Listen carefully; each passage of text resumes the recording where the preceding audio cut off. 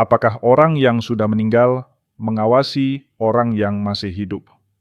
Apa sebenarnya yang Alkitab katakan? Pernahkah kamu mengalami momen ketika kamu merasa olah ada seseorang yang sedang menjaga atau memperhatikanmu? Mungkin kamu telah kehilangan orang yang kamu kasihi, dan sesekali kamu merasakan kehadiran mereka. Kamu mungkin tanpa sadar berbicara kepada mereka, mengenang kenangan lama, atau bahkan bertanya-tanya, apakah mereka masih bisa melihat apa yang sedang terjadi dalam hidupmu? Mungkin kamu pernah mendengar orang berkata, "Aku tahu, ibuku sedang melihatku dari atas sana," atau kakek, "Pasti bangga melihatku dari surga."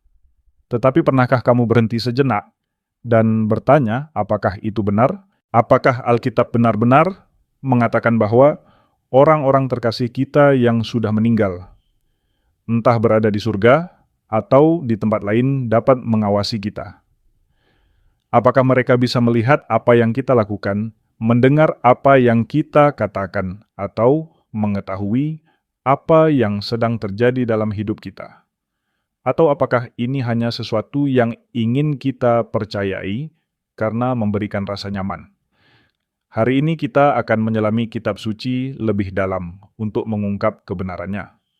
Karena jujur saja, ketika berbicara tentang kehidupan, setelah kematian orang-orang mempercayai berbagai macam hal. Ada yang berpikir roh orang mati tetap berada di sekitar kita, membimbing atau melindungi kita. Ada juga yang percaya pada hantu, penampakan, atau bahwa orang mati bisa mengirimkan tanda kepada kita. Di dunia yang dipenuhi acara televisi, film, dan paranormal, yang mengklaim dapat berkomunikasi dengan roh sangat mudah untuk menjadi bingung. Namun, sebagai orang Kristen, kita tidak mendasarkan iman kita pada perasaan atau pendapat populer. Kita berpaling kepada firman Tuhan. Dan percayalah, Alkitab memiliki banyak hal untuk dikatakan tentang apa yang terjadi setelah kita mati, apakah orang mati menyadari keberadaan orang yang hidup, dan apakah mereka dapat berkomunikasi dengan kita. Beberapa hal yang akan kita temukan mungkin mengejutkan, bahkan bisa menantang apa yang selama ini kamu percayai. Jadi mari kita mulai. Di akhir pembahasan ini, kamu akan memiliki pemahaman yang jelas. Dan berdasarkan Alkitab tentang pertanyaan yang menarik ini, apakah orang mati mengawasi orang yang hidup? Dan yang lebih penting, kamu akan melihat bagaimana mengetahui kebenaran tentang kehidupan setelah kematian dapat membawa pengharapan damai sejahtera dan kejelasan yang sejati. Pertama, hakikat kematian menurut Alkitab. Sebelum kita dapat menjawab, apakah orang mati mengawasi orang yang hidup, kita perlu memahami apa yang Alkitab katakan tentang kematian itu sendiri. Banyak orang berasumsi bahwa ketika seseorang meninggal, mereka langsung menjadi semacam roh penjaga yang mengawasi orang-orang yang mereka cintai. Ini adalah gagasan yang menghibur, tetapi apakah itu benar? Mari kita melihat kitab suci dan mencari tahu apa yang sebenarnya terjadi ketika kita mati. Apa yang terjadi saat kita mati? Alkitab menggambarkan kematian sebagai kembalinya manusia kepada debu, suatu pemisahan dari dunia ini. Kejadian 3:19 berkata, "Sebab engkau debu, dan engkau akan kembali menjadi debu." Ayat ini mengingatkan kita bahwa tubuh fisik kita akan hancur dan kembali ke tanah. Pengkhotbah 12:17 memperluas hal ini dengan mengatakan bahwa debu akan kembali ke tanah seperti semula, dan roh akan kembali kepada Allah yang memberikannya. Ini menunjukkan bahwa tubuh dan roh terpisah pada saat kematian, tetapi tidak ada pernyataan bahwa orang mati mengawasi kita. Ibrani 9:27 menyatakan bahwa manusia ditetapkan untuk mati satu kali saja, dan sesudah itu dihakimi. Ini menegaskan bahwa kematian bersifat final, dan jiwa kita melanjutkan untuk menghadapi penghakiman. Tidak ada penyebutan tentang roh yang berkeliaran atau adanya kontak berkelanjutan dengan orang yang masih hidup. Jadi, berdasarkan ayat-ayat ini, ketika seseorang meninggal, tubuhnya membusuk dan rohnya kembali kepada Allah. Tidak ada bukti Alkitab bahwa mereka terus mengamati kehidupan di bumi. Tetapi, apakah ini berarti mereka sama sekali tidak menyadari apapun? Mari kita melihat lebih dekat. Apakah orang mati mengetahui apa yang terjadi di bumi? Banyak orang percaya bahwa orang-orang terkasih mereka melihat keberhasilan pergumulan dan pencapaian hidup mereka dari surga. Namun, Alkitab menyajikan gambaran yang berbeda. Pengkhotbah 9, Gatiama, mengatakan bahwa orang yang hidup tahu bahwa mereka akan mati, tetapi orang mati tidak tahu apa-apa. Mereka tidak lagi menerima upah, bahkan kenangan tentang mereka dilupakan. Kasih kebencian dan kecemburuan mereka telah lenyap, dan mereka tidak lagi mengambil bagian dalam apapun yang terjadi di bawah matahari. Ini adalah pernyataan yang sangat kuat. Orang mati tidak mengetahui apapun. Mereka tidak menyadari peristiwa-peristiwa di dunia, tidak lagi merasakan kasih kebencian atau iri hati, dan tidak memiliki keterlibatan dalam apapun yang terjadi di bumi. Mazmur 104 juga mengatakan bahwa ketika roh seseorang pergi, ia kembali ke tanah, dan pada hari itu juga lenyaplah segala rencananya. Ini menegaskan bahwa setelah kematian kemampuan seseorang untuk berpikir bertindak atau merencanakan sesuatu berakhir. Ayat-ayat ini menunjukkan bahwa orang mati berada dalam keadaan istirahat, tidak lagi memperhatikan atau mengamati kehidupan duniawi. Hal ini mungkin bertentangan dengan apa yang banyak orang ajarkan atau yakini. Tetapi penting bagi kita untuk mendasarkan iman kita pada kitab suci, bukan pada tradisi atau perasaan. Namun, sebagian orang mungkin bertanya bagaimana dengan bagian-bagian Alkitab, di mana orang mati tampak menyadari sesuatu, apakah ada pengecualian. Kedua contoh orang mati yang tampak memiliki kesadaran. Sampai di sini, sebagian orang mungkin berpikir, tunggu dulu, bukankah ada kisah dalam Alkitab, di mana orang mati tampak sadar akan sesuatu? Bagaimana dengan Lazarus dan orang kaya? Bagaimana dengan peristiwa Yesus dimuliakan? Mari kita melihat bagian-bagian ini dengan lebih teliti, agar kita memahami apa sebenarnya yang dimaksud oleh Alkitab. Orang kaya dan Lazarus dalam Lukas 16, teman-teman, 31. Salah satu bagian yang paling sering dikutip dalam pembahasan tentang kesadaran orang mati adalah perumpamaan tentang orang kaya dan Lazarus. Dalam kisah ini, Yesus menceritakan tentang seorang kaya yang hidup dalam kemewahan, sementara seorang pengemis miskin bernama Lazarus menderita di depan pintu gerbangnya. Ketika keduanya meninggal, Lazarus dibawa ke pangkuan Abraham, suatu tempat penghiburan, sedangkan orang kaya berada dalam penderitaan di Hades. Orang kaya itu melihat Lazarus dan Abraham dari tempat penderitaannya, dan bahkan berbicara memohon agar penderitaannya diringankan. Sebagian orang menafsirkan hal ini sebagai bukti bahwa orang mati dapat melihat dan berkomunikasi. Namun, mari kita analisis dengan hati-hati. Pertama, apakah ini peristiwa literal atau sebuah perumpamaan? Banyak ahli Alkitab percaya bahwa ini adalah perumpamaan, yaitu sebuah cerita yang digunakan Yesus untuk menyampaikan kebenaran rohani yang lebih dalam. Yesus sering menggunakan perumpamaan untuk mengajar, bukan untuk menggambarkan kejadian nyata secara harfiah. Jika ini dipahami secara literal, maka hal tersebut akan bertentangan dengan bagian lain dalam Alkitab yang menyatakan bahwa orang mati tidak mengetahui apa-apa dan tidak terlibat dalam urusan dunia. Kedua, siapa yang dilihat oleh orang kaya itu? Ia melihat Abraham dan Lazarus yang juga berada di alam setelah kematian. Ia tidak melihat anggota keluarganya yang masih hidup di bumi. Ini berarti kisah ini tidak mendukung gagasan bahwa orang mati dapat mengamati kehidupan orang yang masih hidup, melainkan hanya menunjukkan adanya kesadaran akan kondisi pribadi mereka sendiri di alam setelah kematian. Ketiga, apa tujuan utama dari kisah ini? Pesan utama Yesus adalah tentang pertobatan dan iman.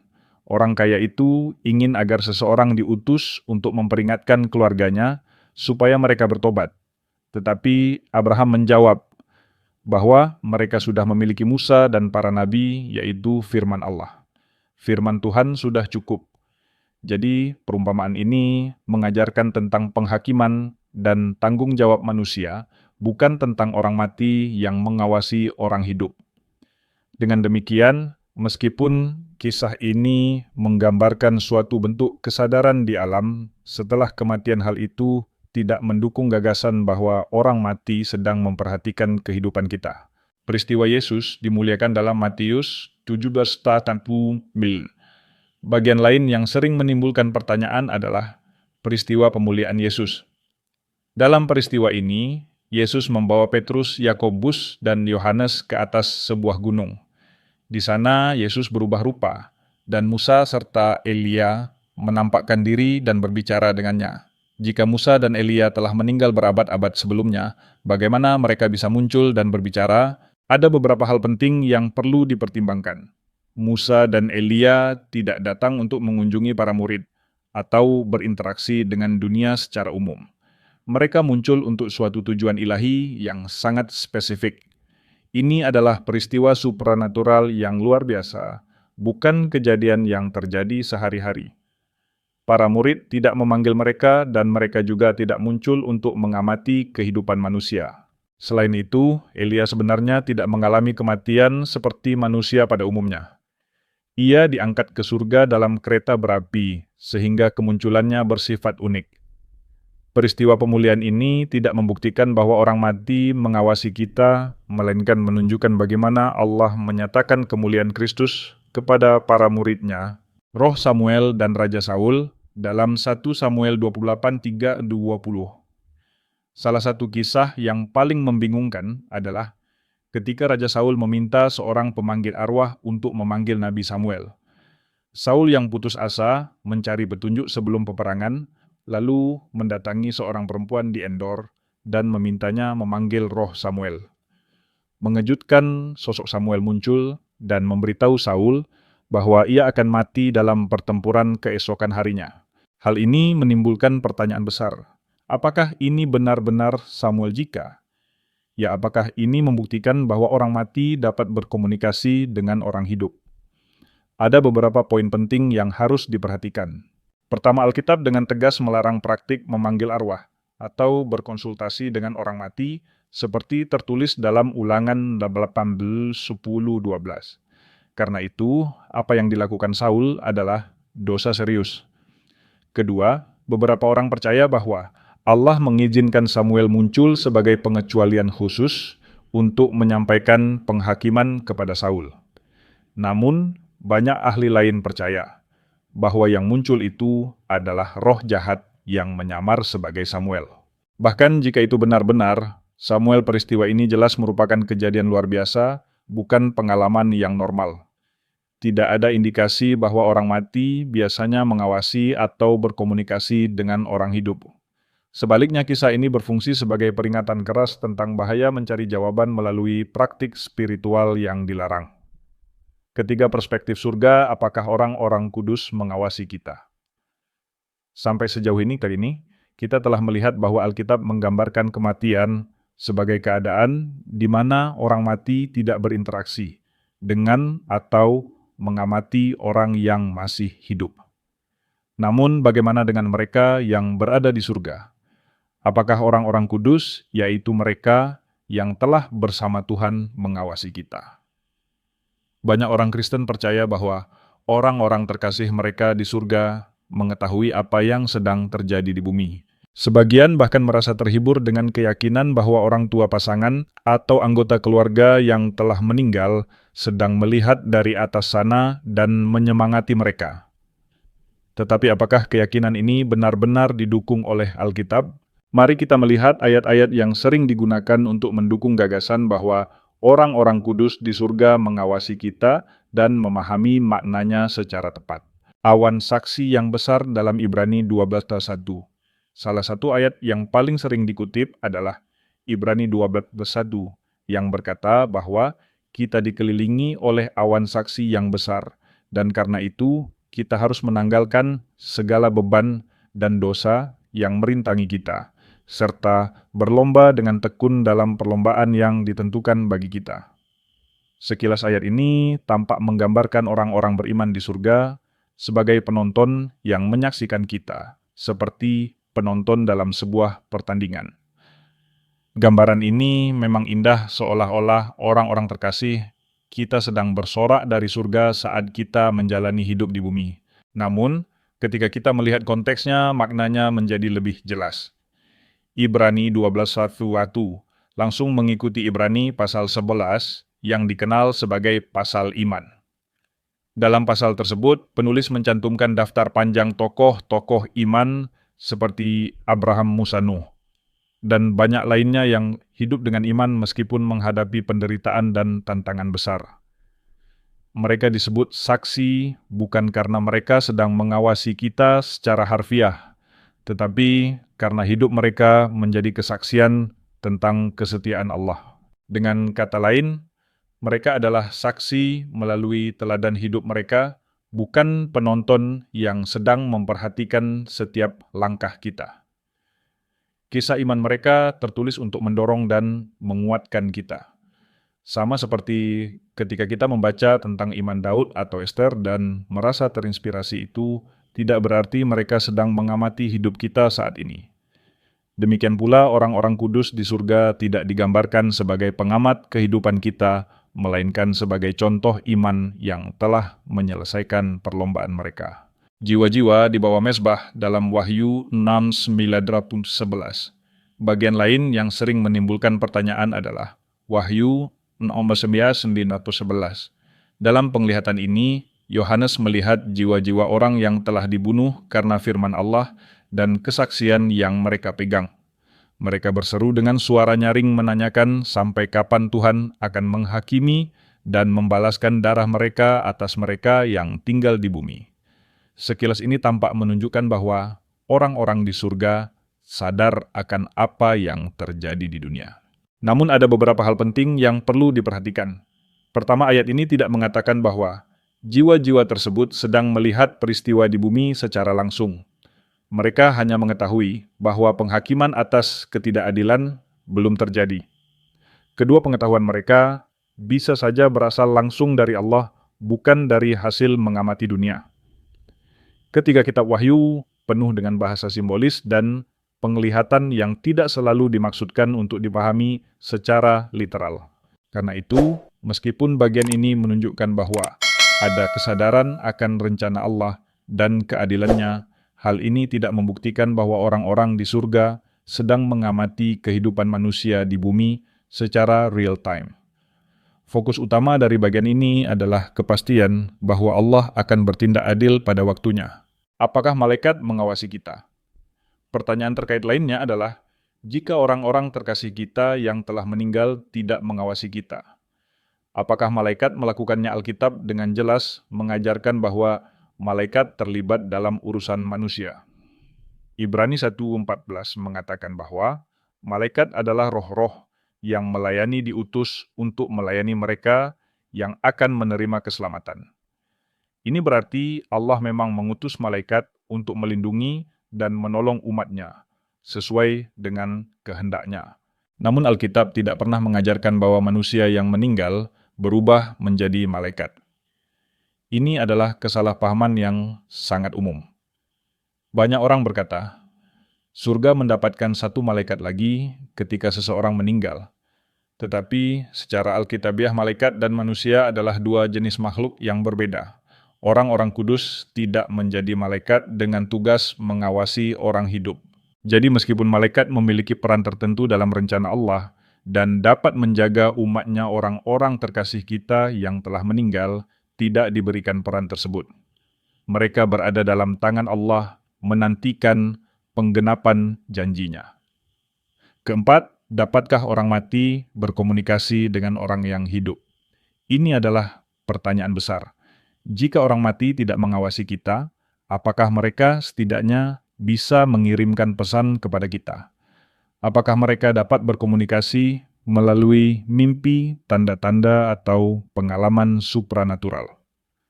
Banyak orang mengaku menerima pesan dari orang terkasih yang telah meninggal. Mungkin kamu pernah mendengar seseorang berkata, "Aku melihat seekor kupu dan tahu itu tanda dari ibuku."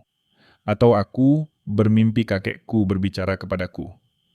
Bahkan ada yang mendatangi medium atau paranormal dengan harapan bisa mendengar suara orang mati. Namun, apa yang Alkitab katakan tentang hal ini? Larangan Alkitab terhadap usaha menghubungi orang mati. Kitab suci sangat jelas bahwa mencoba berkomunikasi dengan orang mati adalah sesuatu yang dilarang.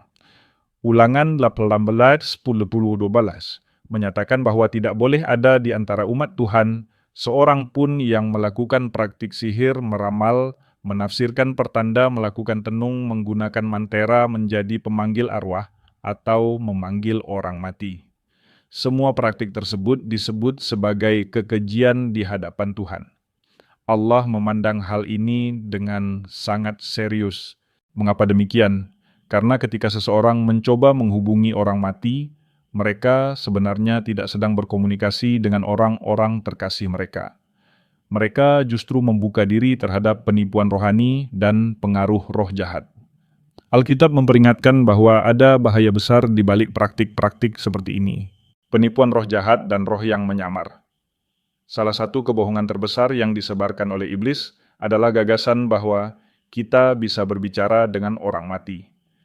Kenyataannya, ketika seseorang mengira mereka sedang bertemu atau berbicara dengan orang terkasih yang telah meninggal mereka, mungkin sebenarnya berhadapan dengan roh jahat yang menyamar. 2 Korintus 11:14 memperingatkan bahwa iblis sendiri menyamar sebagai malaikat terang. Roh-roh jahat adalah ahli dalam menipu. Mereka telah mengamati umat manusia selama ribuan tahun dan mengetahui banyak hal tentang kehidupan kebiasaan serta hubungan manusia. Inilah sebabnya mengapa medium atau paranormal terkadang dapat mengungkapkan informasi yang tampak sangat pribadi dan akurat. Bukan karena mereka berkomunikasi dengan orang mati, melainkan karena mereka dipengaruhi oleh roh jahat yang berpura-pura menjadi orang tersebut.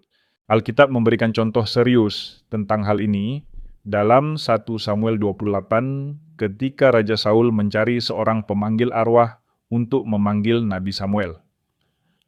Walaupun peristiwa ini sering diperdebatkan, banyak ahli percaya bahwa sosok yang muncul bukanlah Samuel yang sesungguhnya, melainkan roh jahat yang diizinkan Allah untuk menyampaikan teguran dan penghakiman kepada Saul. Apapun pandangannya, kisah ini menegaskan bahaya besar dari praktik mencari petunjuk melalui dunia roh yang terlarang. Mengapa Allah melarang hal ini? Mungkin muncul pertanyaan, jika orang-orang terkasih kita berada di surga, mengapa Allah tidak mengizinkan mereka mengirim pesan untuk menghibur kita? Jawabannya sederhana, Allah ingin kita percaya kepadanya, bukan mencari penghiburan atau petunjuk dari orang mati.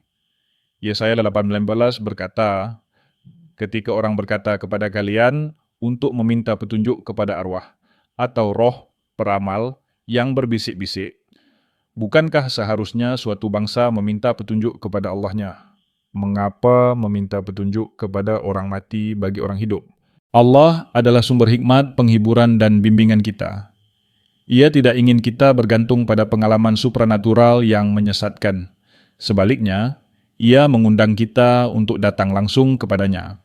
Bagaimana dengan mimpi tanda dan perasaan Allah memang dapat berbicara melalui mimpi sebagaimana tercatat dalam banyak bagian Alkitab. Namun, jika suatu mimpi atau tanda bertentangan dengan firman Tuhan, kita harus berhati-hati.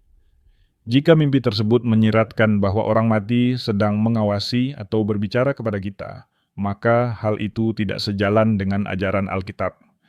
Yeremia 17 sendiri mengingatkan bahwa hati manusia licik melebihi segala sesuatu, dan perasaan kita bisa menyesatkan. Karena itu kebenaran harus selalu diukur dengan firman Tuhan, bukan dengan pengalaman pribadi. Kelima, bagaimana Allah memandang duka cita kita. Sampai di titik ini kita telah melihat bahwa orang mati tidak mengawasi kita dan juga tidak dapat berkomunikasi dengan kita. Namun, hal ini menimbulkan pertanyaan penting lainnya. Bagaimana Allah memandang duka cita kita? Kehilangan orang yang kita kasihi adalah salah satu pengalaman paling menyakitkan dalam hidup. Jika kita tidak bisa menerima penghiburan dari mereka, setelah mereka pergi, lalu kemana kita harus berpaling? Kebenaran yang indah adalah bahwa Allah sangat peduli terhadap kesedihan kita. Ia memahami rasa sakit kita dan berjalan bersama kita di tengah duka cita. Alkitab menunjukkan bahwa Allah bukanlah pribadi yang jauh dan tidak peduli terhadap penderitaan manusia. Yesus menangis dalam Yohanes 11:35. Salah satu momen paling kuat dalam Alkitab adalah ketika Yesus berdiri di depan kubur sahabatnya Lazarus. Meskipun Yesus tahu bahwa ia akan membangkitkan Lazarus dari kematian, ia tetap menangis. Yohanes 11:30. Ayat terpendek dalam Alkitab memiliki makna yang sangat dalam. Yesus menangis karena ia melihat kesedihan orang-orang yang mengasihi Lazarus. Ia merasakan beratnya duka cita manusia rasa sakit karena perpisahan dan kepedihan akibat kematian. Hal ini menunjukkan bahwa Allah tidak meremehkan atau mengabaikan kesedihan kita. Ia masuk ke dalam penderitaan kita dan merasakannya bersama kita. Duka cita kita berarti baginya. Penghiburan dari Roh Kudus. Yesus tidak hanya menunjukkan empati, tetapi juga menjanjikan penghiburan. Dalam Yohanes 14:18, Yesus berkata bahwa Ia akan meminta kepada Bapa untuk memberikan penolong yang lain, yaitu Roh Kudus yang akan tinggal bersama kita selamanya. Roh Kudus disebut penghibur karena Ia memberikan damai sejahtera yang melampaui pengertian manusia, bahkan di tengah kehilangan yang paling dalam. Walaupun orang-orang terkasih kita yang telah meninggal tidak dapat mengirimkan pesan kepada kita, Allah selalu hadir. Ia siap menenangkan hati kita, menguatkan kita, dan memberikan pengharapan yang sejati. Allah dekat dengan orang yang patah hati. Mazmur 34:14 mengatakan bahwa Tuhan dekat dengan orang-orang yang patah hati dan menyelamatkan orang-orang yang remuk jiwanya. Ketika kamu kehilangan seseorang, mungkin terasa seolah-olah sebagian dari hatimu telah diambil. Rasa hampa rindu dan air mata terasa begitu nyata. Namun Alkitab berjanji bahwa justru di saat-saat paling menyakitkan itulah Allah paling dekat dengan kita. Ia tidak menuntut kita untuk segera pulih atau melupakan. Ia berjalan bersama kita melalui proses duka cita, membawa pemulihan pada waktunya yang sempurna. Mengapa Allah tidak mengizinkan kita melihat orang terkasih lagi sekarang? Banyak orang bertanya jika Allah mengasihi kita. Mengapa Ia tidak mengizinkan orang-orang terkasih kita muncul kembali atau memberi tanda bahwa mereka baik-baik saja? Jawabannya adalah karena Allah ingin kita hidup oleh iman, bukan oleh penglihatan. 2 Korintus 5:7 mengatakan bahwa kita hidup oleh iman, bukan oleh apa yang kita lihat. Jika kita bisa berkomunikasi dengan orang mati, kita mungkin tergoda untuk menaruh pengharapan kita pada mereka, bukan pada Kristus. Namun Allah menginginkan kepercayaan kita sepenuhnya tertuju kepadanya. Meski demikian, Ia tidak mengabaikan rasa sakit kita. Justru sebaliknya Ia memberikan kita pengharapan terbesar dari semuanya, yaitu kebangkitan. Harapan tertinggi kebangkitan dan pertemuan kembali. Alkitab mengajarkan bahwa meskipun orang mati tidak mengawasi kita, kita akan melihat mereka lagi. Kematian bukanlah akhir bagi mereka yang ada di dalam Kristus. Kehidupan kekal menanti. Dalam 1 Tesalonika 4:13-18, Paulus menulis kepada orang-orang percaya yang sedang berduka dan mengingatkan mereka agar tidak berduka cita seperti orang-orang yang tidak memiliki pengharapan. Kebangkitan Yesus adalah jaminan kebangkitan kita. Mereka yang mati di dalam Kristus akan dibangkitkan dan akan ada pertemuan yang mulia. Penghiburan kita bukan berasal dari keyakinan bahwa orang terkasih sedang mengawasi kita, tetapi dari kepastian bahwa kita akan bertemu mereka kembali dalam kekekalan. Langit dan bumi yang baru. Wahyu 10 susula 4 menggambarkan masa depan yang luar biasa, di mana tidak ada lagi kematian, kesedihan, tangisan, atau rasa sakit. Allah sendiri akan menghapus setiap air mata. Inilah pengharapan sejati bagi setiap orang percaya. Kesimpulan, jadi apakah orang mati mengawasi orang yang hidup? Berdasarkan Alkitab, jawabannya adalah tidak. Orang mati berada dalam tangan Allah dan sedang menantikan kebangkitan. Tidak ada dasar Alkitab untuk percaya bahwa mereka mengirim tanda atau mengamati hidup kita. Namun, pengharapan kita jauh lebih besar. Damai sejahtera kita tidak terletak pada keyakinan bahwa orang terkasih dekat dengan kita sekarang, melainkan pada kepastian bahwa Yesus dekat dan suatu hari nanti kita akan dipersatukan kembali dalam kemuliaan. Amin.